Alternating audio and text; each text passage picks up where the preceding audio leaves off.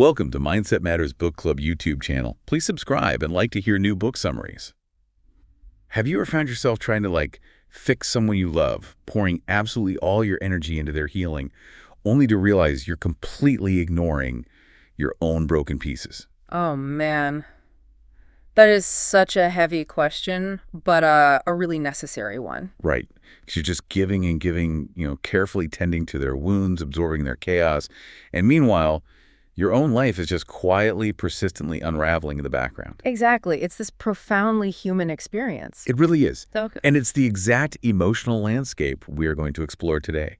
We are taking a deep dive into the book Dogs, Boys, and Other Things I've Cried About by Isabel Klee. And I want to be really clear right up front for you listening, this isn't just a sweet memoir about cute puppies fetching tennis balls. Oh, it is so far from that. I mean, if you go into this book expecting a lighthearted romp about dog ownership, you are going to be completely caught off guard. Yeah, totally. This is a really visceral, raw, sometimes painfully honest exploration of how our relationships with animals serve as a direct mirror for our messiest, most complicated human relationships. So true. So our mission today is to unpack a decade of Isabel's life in New York City. We're looking at a deeply ingrained psychological pattern, basically how rehabilitating severely traumatized shelter dogs eventually taught her the hardest life lesson of all. Which is such a tough pill to swallow. It really is. It's the realization that while radical love and bottomless patience can truly heal a broken animal, broken people have to heal all on their own. Yeah, that's the core of it right there. And to really understand the gravity of that lesson, we have to look at the massive chasm between what society thinks saving a life looks like and what it actually requires. Oh, absolutely, because we are culturally obsessed with the cinematic hero moment, aren't we? Oh, 100%. The gallant rescue, pulling a drowning dog from a rushing river, or the book mentions those news stories of saving 500 beagles from a testing lab. Yeah. We love the dramatic before and after. We do. We eat it up. And Isabel's story actually opens in the summer of 2024 with a scene that completely plays into that glamorous, triumphant idea. It's the picture-perfect zenith of dog rescue. Totally. So she is sitting in her backyard, and it's not just a quiet afternoon. There are hot TV lights set up, expensive boom mics, sound mixing boards. She is literally on national television, on the Today Show, being interviewed by Savannah Sellers. That's huge. Right. She's got a lavalier microphone snaked down her linen shirt, looking incredibly put together. And in her lap, there's a tiny chihuahua named Twinkle. I love that name. It's so cute. And Twinkle is belly up, snoring peacefully, totally relaxed under the glare of national media. It is the absolute epitome of a happy ending. You look at that screen and think, wow, what a beautiful, easy bond. Which is exactly why the book immediately pulls the rug out from under that glossy, televised image. The juxtaposition is jarring. Yeah, it gives you mental whiplash. Because if we look at the reality of Twinkle's life just 5 days prior to that peaceful segment, we're dealing with a completely different animal. He wasn't a sleepy, cuddly pet. He was rated New Hope Only, or NHO, at New York City's open intake shelter. Let me jump in for a second, because for you listening who might not be familiar with shelter jargon, an NHO rating is serious. Extremely serious. It is the absolute highest behavioral rating a shelter gives. It essentially means the dog is considered too much of a handful, often dangerous, highly unpredictable, and absolutely cannot be adopted out to the general public. They require specialized intervention. Precisely. And the background on Twinkle's trauma is grim. He came from a horrifying hoarding situation. Just awful. The book details the environment. It was an apartment in deplorable conditions where the owner was found dead, surrounded by multiple dead dogs. I mean, just imagine the sensory nightmare of that for a dog. Exactly. That is the environment Twinkle survived. Yeah. So when he arrives at Isabel's apartment, he isn't looking for a savior. He is in a state of profound physiological shock. The book describes him as completely frozen in fear. Yeah, he's just rigid. He is stiff as a board, with these jagged, prominent piano key teeth sticking out. He is snapping at the air, snapping at hands, utterly refusing to be handled. That's so sad, but also terrifying. In fact, the transport driver who brings him to Isabel gives her a very stark warning. Ah. He tells her to hold the slip blade incredibly tight, up high on his neck, so the dog physically cannot turn his head to bite her. That detail really struck me, the sheer terror of that moment. Because this is the reality of rescue that gets edited out of those Today Show segments. Oh, always. Nobody wants to talk about the messy part. Nobody talks about the after. The hero swoops in, saves the dog from the bad situation, and then reality sets in. You lock your front door, and you are suddenly confined in an apartment with a creature whose entire nervous system has been wired to expect violence, neglect, and death. Yes. It's the unglamorous aftermath. It's the explosive diarrhea ruining the new rug. Yes. It's the piercing, haunting wail the dog lets out in the middle of the dark night because they are terrified of the silence. It is a profound, suffocating distrust. It requires a complete paradigm shift, right? Because standard obedience training, sit, stay, heel, Yeah. that is completely useless when an animal is in a sympathetic nervous system overdrive. That fight or flight state. Exactly. You cannot train a dog that thinks it's about to die. You have to establish fundamental biological safety first. You have to throw every conventional rule out the window. And this is where we see the genesis of Isabel's incredibly unique, almost agonizingly slow methodology. Yes, the deli ham. Right. For Twinkle, the answer wasn't dominance or structure. The answer was microscopic patience and lots of slices of deli ham. The deli ham scene is arguably one of the most tense, fascinating moments in the early part of the book. It felt like I was reading a thriller. It really does read like suspense. So she sets up his crate in her bedroom, drapes it with blankets to create a dark cave, and just leaves him completely alone.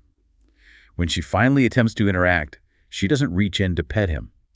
He immediately bares his teeth with this low, menacing, guttural growl. Telling her to stay back. So she backs off. She respects the boundary. Later, she tries again. She sits on the floor, opens the plastic container of processed deli ham, and she reaches for the metal tab of the crate door. She describes sliding it open like she's moving through molasses. Just agonizingly slow. Every single physical movement she makes is crawling, unhurried, deliberately devoid of any sudden energy. I want to focus on the biological mechanism happening there because it's brilliant. Oh, please do. What she's doing is attempting to manually co-regulate the dog's nervous system. Right. She sits outside his crate for hours, simply coexisting in his space without demanding anything from him. It's an exercise in extreme restraint. Yeah, not forcing anything. She watches these tiny, almost imperceptible shifts in his body language. She's looking for his back muscles easing by a millimeter or his heavy head finally lolling to the side in exhaustion. Just waiting for the adrenaline to burn off. Exactly. She waits. And the next day, she offers the ham again. She holds it out and she waits until she feels a tiny, warm puff of air from his nose onto her sticky fingers. What? There are no teeth. There is no growling. Finally, he takes the ham. You know, reading this, I had this vivid image in my mind. Fostering these traumatized dogs is exactly like being a hostage negotiator. That's a great comparison. You are sitting on the floor, the stakes feel incredibly high, you are managing volatile emotions, except the hostage taker doesn't speak English. They only communicate via microscopic muscle twitches, pupil dilation, and their willingness to accept processed deli meat. Right, it's all nonverbal. She sits there for hours for a tiny sign of trust. And the wild thing is, it works. Within days of this intense patient standoff, he's trotting in the backyard. He's leaning his little body weight into her hand. The transformation is amazing. He's joining her for naps. He even pushes the bathroom door open just so he can sit on her lap while she's in there. It's a miraculous turnaround. But, and I have to push back a little here, she admits something in the text that gave me serious pause. Oh, what's that? She says she takes these NHO dogs, these extreme behavioral cases, because she believes, quote, every dog deserved the chance to get better, even when it was a bad idea. Yes, that line. So I'm looking at this and wondering, for you listening, is this an exhibition of incredible, saintly empathy, or are we witnessing the birth of a very dangerous savior complex? That is the pivotal question, Yeah. and it's the lens through which we have to view the rest of her journey. The answer is that it's both. Really? Both? Yes, it is absolutely the discovery of her superpower, this Yeah. infinite bottomless well of patience for the broken, the discarded, the terrifying. But a superpower is a double-edged sword. Yeah, if you don't know how to control it. If you don't know how to wield it, if you don't have boundaries around it, it becomes incredibly destructive. Right. And what the book masterfully reveals is that Isabel initially misapplies this exact same radical rehabilitative patience to the human men in her life. Oh, man. She fundamentally confuses needy and broken with love. She thinks that if someone needs her to survive, that means they love her. Which is a terrifying trap to fall into. Yeah. To understand why she is so primed to dive headfirst into these impossible rescue cases, both canine and human, we really have to rewind. We do. We have to look at her arrival in New York City and how desperately she was searching for some illusion of control. She had a series of parallel firsts in her life that really set the stage for this fixer mentality. Right. If we look at her early 20s, the psychological profile the book builds is of a young woman experiencing profound imposter syndrome and a desperate search for authenticity. She was kind of adrift, right? Completely adrift. She drops out of Ithaca College in upstate New York after her very first semester. Now, her family is deeply academic and literary, so dropping out isn't just a change of plans. It feels to her like a massive failure. Like a rebellion she wasn't actually prepared to handle. Exactly. She falls into a deep depression. And to overcompensate, she essentially throws herself into a series of extreme, almost cinematic life experiences, hoping one of them will magically make her feel whole.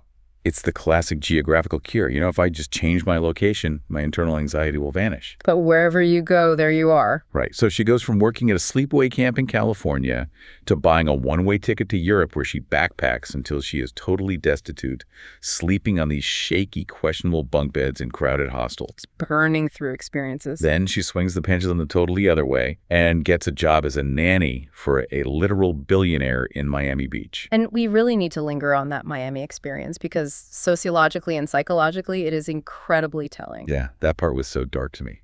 She is living in this spectacular, opulent penthouse, wealth beyond imagination, but she's treated as completely invisible. She is a ghost in their machine. She wasn't even allowed to eat with them, right? No, she wasn't allowed to eat meals with the family.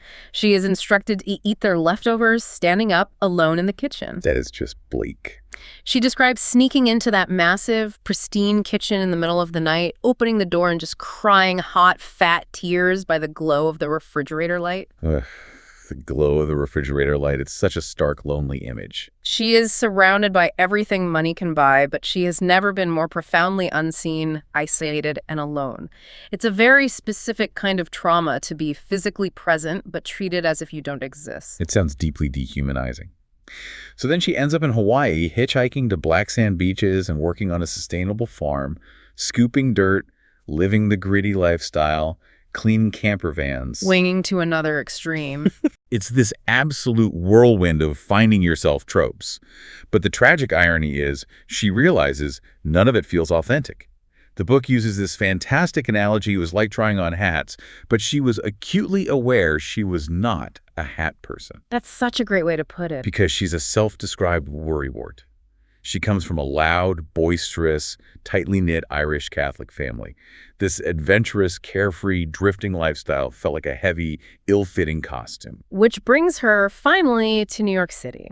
She moves into a chaotic, messy apartment with two close friends, including her brilliant best friend, Phoebe. And New York is tough. New York is overwhelming, loud, and incredibly lonely if you don't have an anchor. And this is where she experiences two monumental firsts almost simultaneously.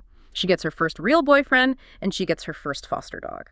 Now, society has a very strict script for these moments, right? Your first love and your first rescue dog are supposed to be cinematic perfection. Oh, we romanticize it so much. We really do. You expect the montage, long romantic walks through autumn leaves, whispered sweet nothings in coffee shops, and a dog that instantly recognizes your soul, bonds with you, and changes your life with a wagging tail. But the reality the book presents strips all that romanticism away. She meets Charlie, a guy introduced by Phoebe. The first boyfriend. Right. He fits a certain indie aesthetic. He's cute, wears flannel, has black-framed glasses. But the relationship is a grind. It's an hour-long subway commute between their apartments, and instead of romantic dates, they spend weekends locked in his messy room. Eating that frozen Dollar General food. Yes. Eating frozen Dollar General fettuccine, Alfredo, and frostbitten chicken. There is no deep emotional intimacy. It's just settling. And at the exact same time, she fosters Marble, a puppy with heterochronia. You know, one blue eye, one brown eye. And Marble is not the cinematic soulmate dog. He is an absolute nightmare for her already skyrocketing anxiety. He really triggers her. He has severe separation anxiety and hates being left alone. And he develops this bizarre, compulsive, self-soothing habit. He latches onto the sleeve of her jacket and just sucks on it like a pacifier for hours. Which leaves her blankets and clothes soaking wet with dog saliva. Yeah, she genuinely resents how challenging he is. And the book draws this brilliant, painful parallel between Charlie the boyfriend and Marble the dog. She admits with brutal honesty that both of them were cute, needy boys who I secretly couldn't wait to get rid of. If we dig into the psychology there, it reveals the core of her fixer mechanism. Why keep them if she wants to get rid of them? Exactly. Because she is using both the relationship with Charlie and the demanding nature of the foster dog to mask her profound internal void. She describes walking around New York with a billboard in her mind that flashes, "She is unlovable." That breaks my heart. Having Charlie, even if he didn't truly see her, even if the relationship was hollow, meant having someone. It was a warm body outlining hers through an endless, brutal New York winter. He was an emotional shield against the isolation of the city. Wait, I want to unpack that. Using a warm body as a shield. It means she is clinging to these situations strictly out of fear of the alternative, which is being alone with her own thoughts. Precisely. The noise distracts her from the silence. But a structure built on fear can't hold up forever.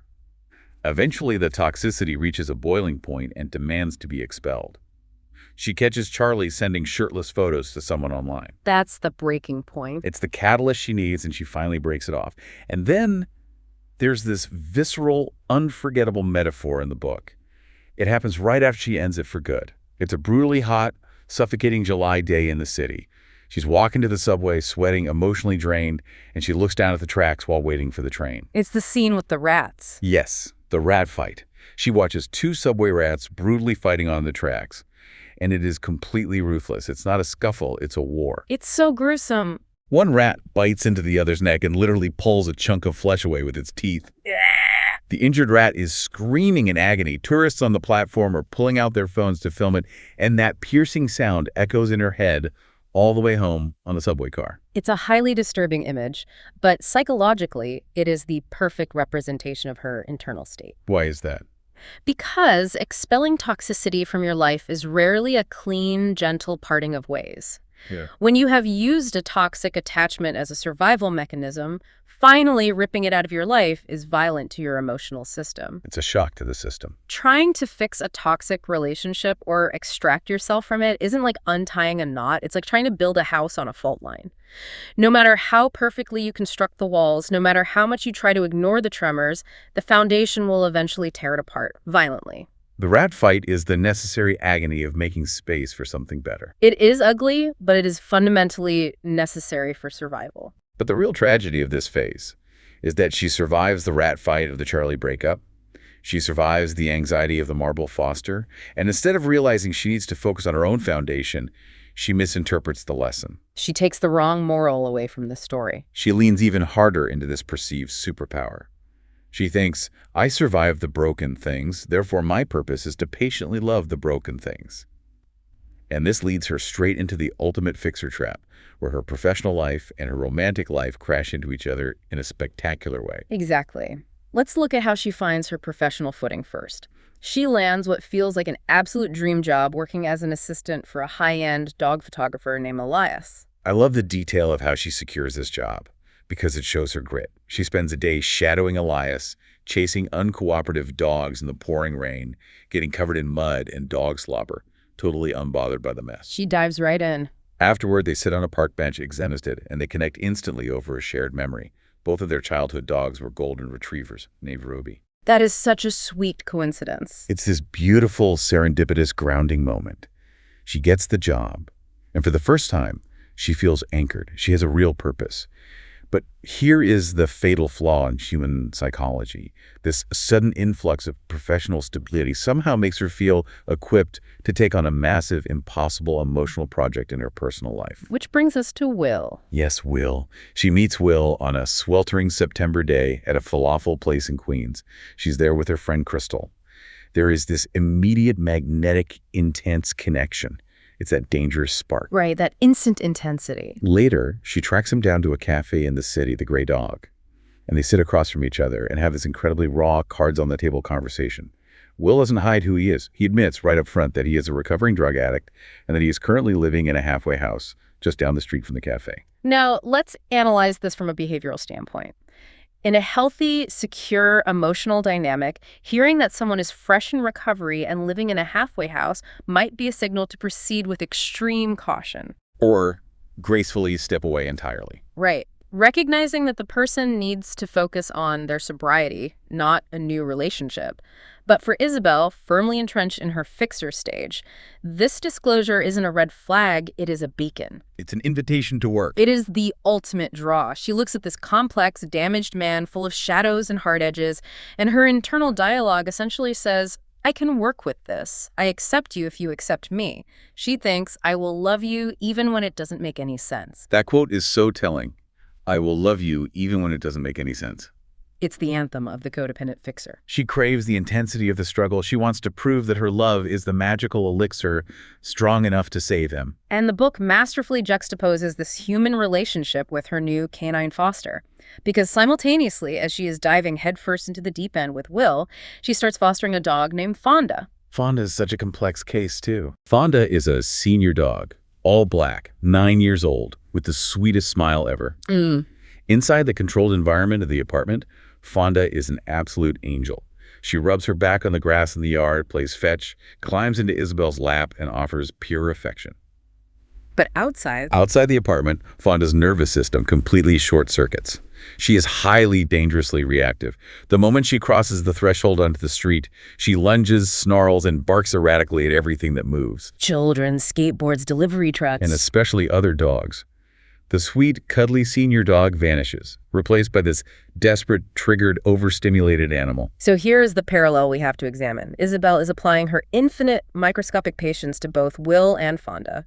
She is consciously choosing to accept their shadows. She leans into the hard parts. She accepts Fonda's severe reactivity. When Fonda loses her mind on a walk, Isabel holds her tight, blocks her line of sight, speaks calmly and tells her she's perfect. She manages the environment, and she tries to do the exact same thing with Will. She accepts his addiction, his chaotic past, the messy parameters of his life. But then the foundation cracks. Will relapses. He starts lying. He quits a stable job to work at a fancy West Village restaurant, but he starts coming home hours late, consistently smelling of cheap wine and deception. And worse than the relapse is the psychological manipulation that follows. He begins to gaslight her. Which is so frustrating to read. When she starts questioning his timeline because her anxiety is spiking and she is literally timing his subway rides to see if his stories add up, he tells her the trains were messed up and he immediately flips the blame onto her. Classic deflection. He tells her she's suffocating him, that her anxiety is ruining the relationship. He looks at her and says, I think you need to see a therapist, effectively planting the seed that she is the unstable one, the crazy girlfriend, the root of all the problems. And the tragic part is, the manipulation works. She actually seeks out a therapist because he convinced her she was broken. It's insidious. It is maddening to read. And I know you, listening, have probably felt this exact exhausting dynamic at some point in your life. Trying to fix a toxic human relationship is exactly like that fault line analogy we talked about earlier. It takes everything out of you. You pour all your energy into keeping the walls standing. You make yourself smaller and smaller, slicing off pieces of your own sanity to fit their narrative. But the ground is inherently unstable. It just drains you. But loving a dog, even a deeply reactive, challenging dog like Fonda, is entirely different. The effort actually yields growth. Exactly. When you create a safe environment for a dog, you see them bloom. That realization is the core epiphany of the entire book. It's the thesis statement.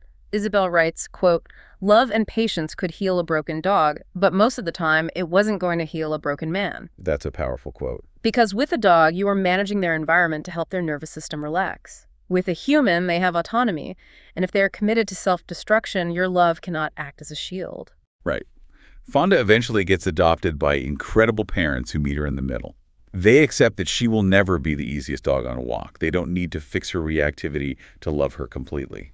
But with Will, Isabel has the agonizing realization that she is sacrificing her own sanity, her own reality, trying to build a bridge across a gap that he is entirely incapable of closing. The scene where she finally leaves him is haunting. She stands in his messy bedroom, looking around at the detritus of his life, and she suddenly imagines all the other people, family, past girlfriends, friends who might have stood in this exact same spot. Who tried to love him. Who desperately hoped their love could be the thing that finally fixed him. She feels this overwhelming wave of sadness for him because she realizes she has the power to pack up, move on, and eventually love someone else. Yeah. But he cannot escape himself. He's trapped in his own cycle. He will always be fighting his demons. She realizes she has to leave. But leaving Will presents a terrifying new problem. It means she has to face herself in a quiet, empty room without anyone else's crisis to distract her. And the silence is deafening. And to survive that silence, she realizes she needs a dog of her own. Not a foster, her own dog. This represents a massive shift. We move out of the fixer stage and into what we can call the anchor phase of her life. She physically removes herself from Will's orbit, finding a tiny, cramped apartment on Clinton Avenue with complete strangers. She just needed a clean slate. She does this deliberately to give herself neutral space to heal. And it's in this space that she begins to understand the mechanics of rebuilding a shattered sense of self. And the catalyst for this rebuilding is a dog named Poutine. I love Poutine. Poutine is this blocky, gray, incredibly dense pit bull who had clearly been used heavily for breeding and then abandoned when she was no longer profitable. Yeah. And there's this scene in the backyard that just radiates joy. The hose scene. Yes. Isabel's outside hosing down some dirty outdoor patio furniture, and suddenly Poutine, this heavy, traumatized dog, is diving into the air, jumping higher than you'd think physically possible, furiously chomping at the stream of water shooting out of the hose. Just pure abandon. She is dripping wet, covered in mud, her massive jaws wide open, completely uninhibited, entirely silly. It's a transcendent moment in the text because you are witnessing the peeling back of trauma. You are watching the actual healing of a broken heart in real time. For Poutine, the past is gone and there is only the joy of the water.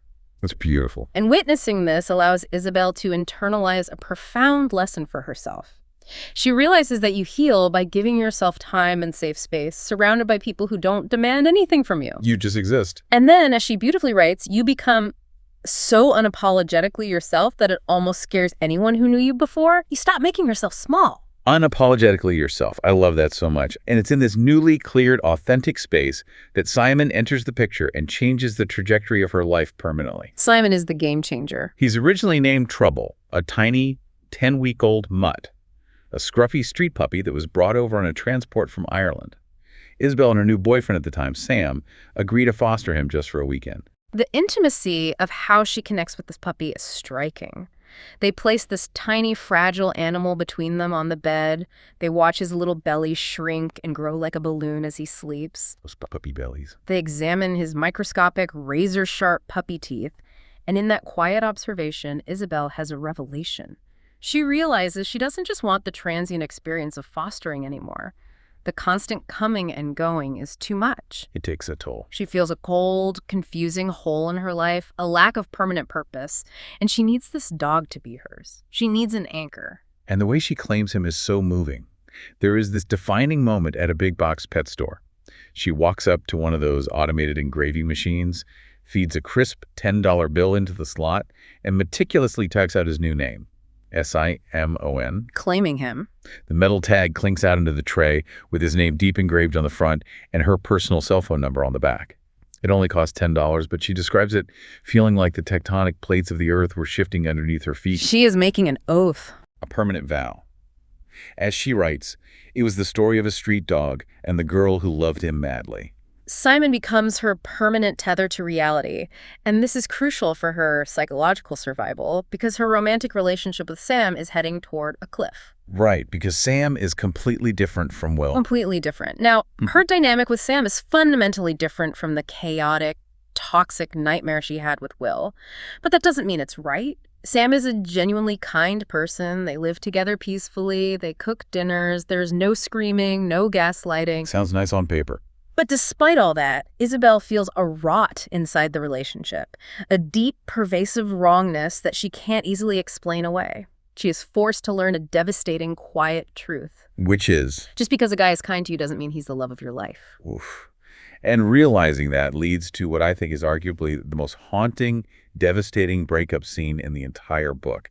It happens the day after Valentine's Day. The timing is brutal. She is standing in the shower, the water turned up, scalding hot, letting it physically punish her skin. She is consumed by self-hatred because she cannot force herself to love this objectively good, kind man back. She feels so guilty. She turns off the water, wraps a towel around her dripping wet body, walks into the living room where Sam is just casually sitting on the couch, and she delivers a breakup that consists of exactly 10 words. 10 words. She walks in and simply says, "I'm sorry." Sam sits up, his shoulders sagging because he already knows, and he asks, "Are you sure?" And she says, yes, I think so. And he looks at her and just says, "Okay." Okay. Yeah. That's it. Let me stop you there. Because when I read that scene, it haunted me way more than the toxic, explosive fights with Will or Charlie. Really? Why do you think that is? I couldn't figure out why at first, because on paper it's so peaceful. There are no plates being thrown, no rat fights on the subway tracks. Why do you think a quiet breakup like that is somehow infinitely more terrifying and agonizing? It's a brilliant question, and it comes down to the psychology of blame and self-accountability. Okay, unpack that. When someone is actively hurting you, lying to you, or manipulating you like Will or Charlie, the anger propels you out the door. You have a clear narrative of injustice to cling to. You are the victim fleeing a villain. The choice is made for you by their bad behavior. That makes total sense. You can say, well, they did X, so I have to leave. Exactly. But when the person is kind, when the life you've built is comfortable and safe, the only reason it is ending is because you are choosing to burn it down. There is no villain. Wow. It forces ultimate, terrifying self-accountability. You can't blame their addiction or their infidelity. You have to face your own internal compass, which is pointing in a different direction and demanding you follow it, even if it hurts a good person. And that level of agency is terrifying for someone who has spent her life reacting to other people's chaos. It's the quiet, deliberate dissolution of a life. And navigating that agonizing self-reflection requires an anchor, which is exactly what Simon becomes. Simon is her steadfast rock. And what's beautiful is that Simon is not a perfect, easy dog either. No, he has his own massive challenges. He eventually develops severe, complex epilepsy. He requires terrifying emergency vet visits in the middle of the night, strict medication schedules, constant vigilance. But he becomes the one unshakable constant she can count on. Her love for him is absolute.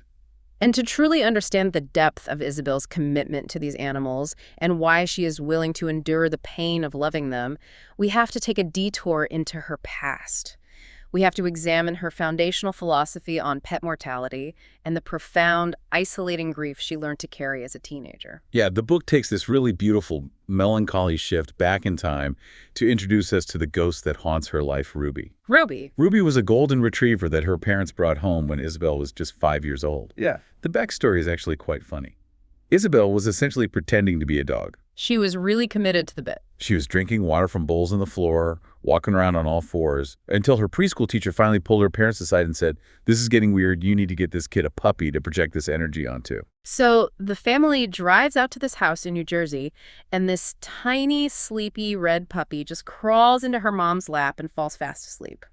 Right, and the breeder watches this, decides they're the right family, and casually says, "You know what? My mom's a bitch anyway. Take the dog." Such a funny detail. And Ruby becomes the center of Isabel's universe. She basically raises her. Ruby is the silent, constant witness to her entire childhood and adolescence. But the narrative shifts to highlight the devastating reality of a dog's lifespan. Ruby inevitably ages, and when Isabel is 16, Ruby passes away. And here, the book delves into the very specific, sociologically isolating nature of pet grief. Isabel's a teenager. The house suddenly goes completely, deafeningly quiet. She watches her dad take Ruby's lifeless body away in the back of the Red family minivan.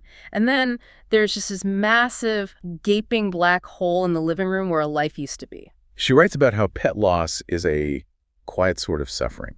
And I really want to explore this because society handles human death and animal death so differently. Drastically differently. If you lose a human family member, there is an entire societal infrastructure designed to hold your grief. There are funerals, wakes, casseroles dropped off at your door. Bereavement leave. Exactly. Mandated bereavement leave from work. People gather and share stories to validate the existence of the person you lost. But with a dog, the infrastructure doesn't exist. Maybe a coworker says, "Oh, I'm so sorry, that's tough," and then the moment evaporates. You are expected to show up to work the next day, to sit in class, to answer emails, to continue life as completely normal while you are bleeding out internally. Sociologists refer to this exact phenomenon as disenfranchised grief. Disenfranchised grief. Yes. It is a grief that society does not acknowledge as legitimate or worthy of formal mourning. But neurologically and emotionally, the loss is catastrophic. Think about the role a dog plays. They're always there. They are the ultimate witness to your life. They see every single one of your most private moments. They are there for every late-night panic attack, every mundane Tuesday evening watching TV, every morning coffee. They don't judge. They just offer pure, co-regulating presence. When that being is zapped from your life, the silence in your home is violent. It is an intensely personal, tragically singular hurt because nobody else had the exact relationship with that animal that you did. But here is the crazy, beautiful, irrational part of the human experience. After Ruby passes away, and then years later their next dog, Harper, passes away, her parents don't shut down. They immediately go out and adopt a new dog named Gus. They dive right back in. And in reading this, I had to stop and ask, why on earth do humans do this?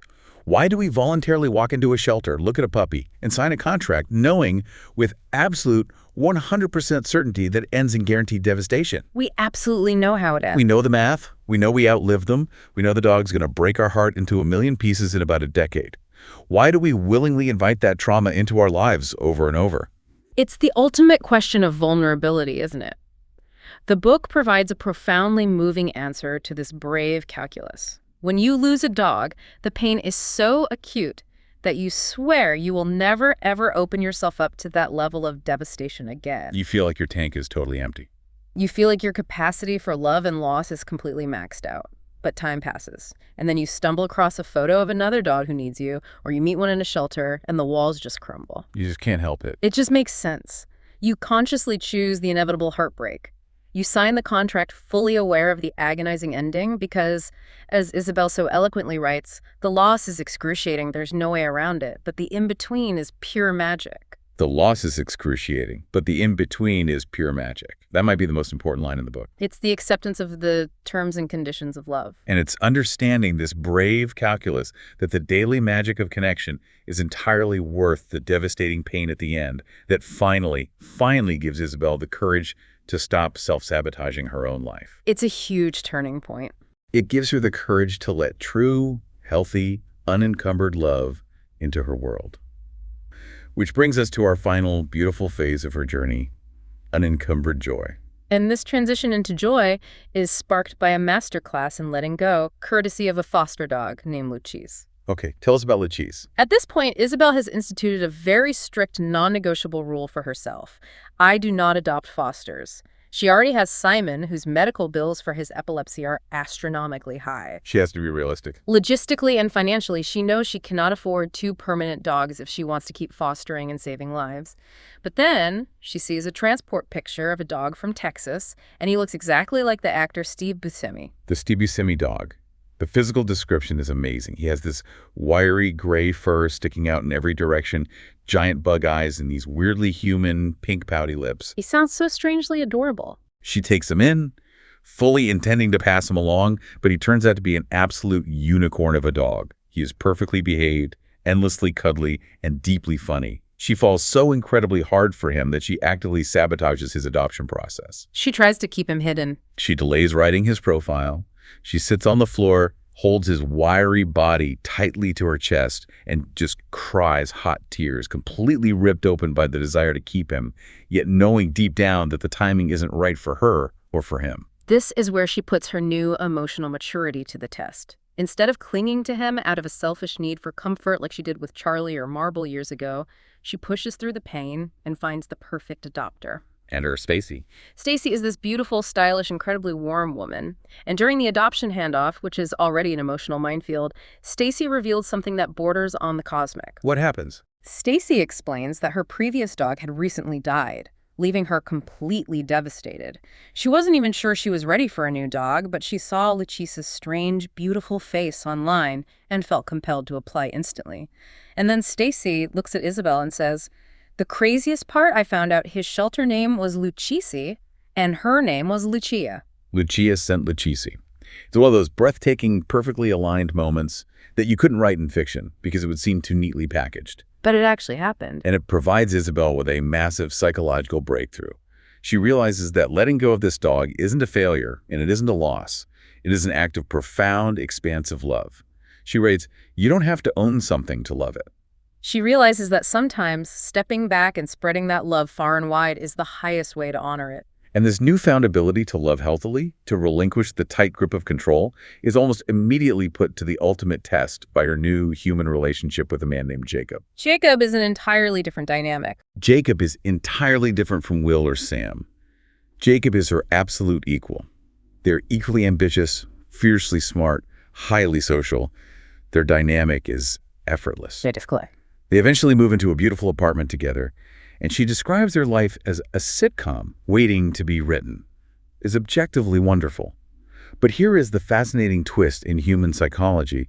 Because it is so incredibly healthy, because there is no toxic mountain to climb, no crisis to manage, Isabel completely panics. She is utterly terrified of normalcy. Exactly.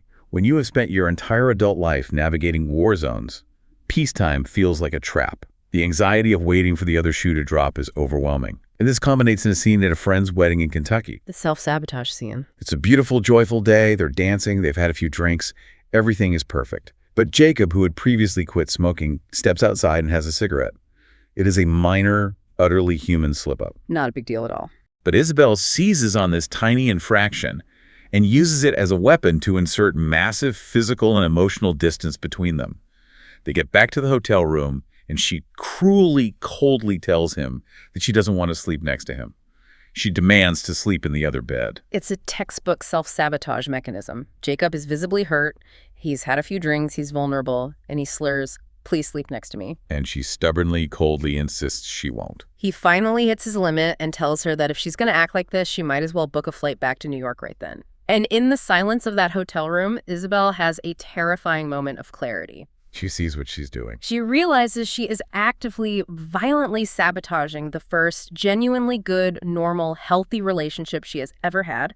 She has one foot out the door because a dark, unhealed part of her still secretly yearns for the messy, toxic, plunging relationships of her past. To a nervous system wired for trauma, a house fire feels familiar and warm. A quiet, sturdy hearth feels terrifying and alien. That is such a powerful way to put it. The familiar fire versus the terrifying hearth. But here is where the story diverges from tragedy. Because instead of running away, instead of fleeing to another state or finding another broken man to distract her, she finally stays and puts the work in.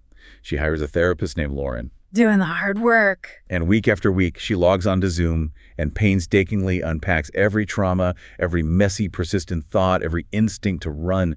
And the entire time, Simon is sitting right by her side in the Zoom frame. Her anchor. Simon is her sturdy, breathing anchor while she untangles the massive knot in her chest.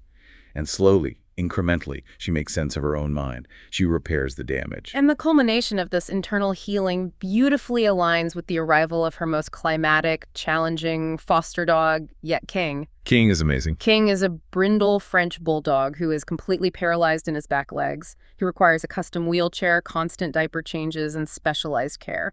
Isabel agrees to pick him up from a shelter in New Jersey during an active coastal flood warning. She literally drives through pouring rain, navigating flooded streets with water creeping up the tires just to get to him. And King turns out to be an absolute revelation. She quickly discovers that despite his paralysis, he absolutely loves to run in his wheelchair. He is fearless. So on a crisp, cloudless, sunny day, she decides to take King and Simon to the beach at Coney Island. Now, logically, she fully expects that King's wheels are going to sink and struggle in the deep sand. Anyone would assume that. She figures it will be a difficult outing, maybe a little frustrating for him, but worth a shot to let him smell the ocean air. But the moment they hit the beach, King defies every expectation. He doesn't struggle. He barks excitedly, his front legs churning, and he races straight toward the water. Just a bullet straight for the ocean. He and Simon leap through the air together, crashing fearlessly into the salty ocean waves, getting completely soaked. King's wheels don't sink. They glide effortlessly along the wet, packed sand of the shallow water, skirting the ripples. He is flying. The imagery is spectacular. She calls it a true picture of resilience, of unencumbered joy. King wasn't letting his broken body or his past stop him from experiencing the absolute thrill of the present moment. They spend the afternoon eating Nathan's hot dogs and salty crinkle fries under a picnic table. It's a perfect, golden day. And King's fearless, joyful sprint into the ocean perfectly mirrors Isabel's own sprint into a healthy future. She stops bracing for impact. Everything begins to rapidly, beautifully shift for her. She actually gets fired from the high-end dog photography job she's had for 8 years, the job that initially anchored her in New York. But instead of crumbling into a depressive spiral, she has the clarity to realize she had been living out someone else's dream. She was ready for her own. She turns 30, leaving her chaotic 20s behind. She eventually reunites with Jacob, a reunion beautifully sparked by the emotional pull of the Tyler Childers song Shake the Frost, which is a stunning detail of how art and music can crack us open when we're finally ready to let love back in. They move back in together, but their coming together is delicate, gentle, and intentional this time. There are no mind games, no explosive fights, just sturdy, reliable love. And it all culminates in Central Park. She throws a massive 30th birthday party surrounded by all her friends, Phoebe, Megan, Timmy, everyone who has witnessed this messy, beautiful, decade-long journey. And the next morning, in the freezing cold of Central Park, before the sun is even fully risen, Jacob gets down on one knee. He looks at her and tells her, "I want to keep running towards you for the rest of my life." And she says yes, without hesitation, because as she realizes in that moment, even when it wasn't him, it was always going to be him. Which brings our deep dive full circle, right back to the present day, back to that opening scene with the Today Show interview in her backyard. The TV lights power down, the cameras pack up and leave. Twinkle, the snarling, terrified, NHO-rated Chihuahua who wouldn't let anyone touch him, is officially adopted by an incredible, patient couple. The house is quiet and peaceful. She and Jacob are sitting together, waiting for the transport of their next foster, a bulky bully mix named Aruba. She has finally learned to let the dogs just be dogs, without needing them to fix her, and to let herself simply be happy in the beautiful, sturdy monotony of a healthy life. It is such a stunning, sweeping journey. From sitting in a loud cafe in Queens trying to fix a broken man in a halfway house, to watching a paralyzed French bulldog teach her how to run fearlessly into the ocean waves. This deep dive reveals the ultimate truth of this book. True rescue isn't about saving something else as a frantic distraction from your own pain. True rescue is about holding space. It's about having the courage to sit quietly outside a dark crate with a piece of deli ham and waiting for the healing to happen on its own timeline while ensuring your own foundation is strong enough to support it. And as we close out this deep dive, I want to leave you, the listener, with a final provocative thought to mull over in your own life. Think about the infinite, bottomless, radical patience Isabel offered to terrifying, snarling dogs like Twinkle. She sat on the hard floor for hours. She celebrated their absolute tiniest victories, like just feeling a puff of air on her fingers or watching them take a slice of ham without ever demanding they instantly transform into perfect, cuddly pets. So true. Now, I want you to ask yourself, if you viewed your own emotional setbacks, your own internal anxieties, and your own messy firsts with that exact same level of unconditional, radical patience, how differently would you speak to yourself today? What a beautiful question to end on. Thank you so much for joining us in the third seat of this conversation. Please remember to subscribe and like the Mindset Matters Book Club YouTube channel for more deep dives into life-changing books. We'll see you next time.